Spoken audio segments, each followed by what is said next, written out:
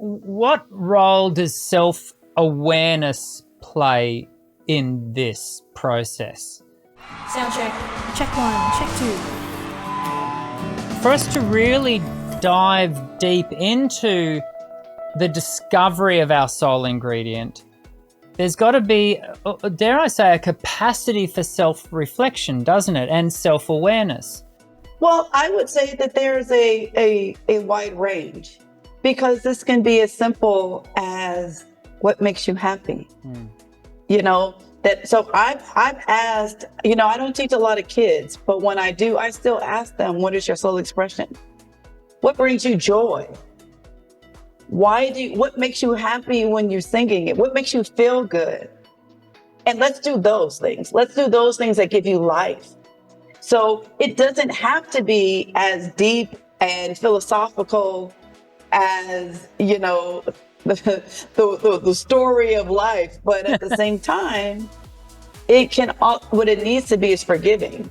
Yeah. It needs for you to be able to be in a place that allows you to be present in the moment. Yeah. To say, I like this because I like it. I like it because I like it. Because I like it. I mean, instead of having some sort of dissertation around everything else. So I think sometimes we don't want to make things too complicated. But even though we know that sometimes being vulnerable is complicated. But the easiest step is deciding that I'm going to be intentional.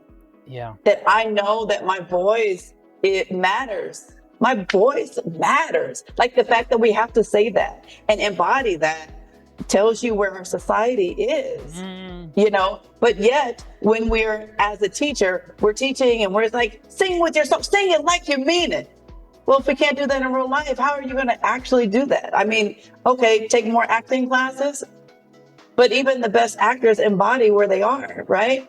Yeah. So they're believable. So my point within the context of training is how do we normalize, but then also music who you are? How do we music your sound, the sound of your voice when you're happy? How do we music your smile? How do we music your cry? How does the textures affect how we perceive how you feel? How do we create exercises that allow you to sustain those sounds? These are the things, this is how the pedagogy of it comes into the soul expression part. Because if you happen to be one of those animated people, I'm an animated person and I'm trying to calm it down because I don't want the Zoom to go crazy. But, but what happens is when I'm going, oh my gosh, that's so crazy. I'm not thinking about, am I flipping? Am I switching now? Am I changing my face? No. Yes. Okay. Well, I don't know what you want me to do. Well, I guess I can go somewhere else. Like that. That type of inflection is a part of my personality. Yeah. And that sound has a sound for me. And even if your personality is not so animated, what you'd be looking at is well, what do I sound like?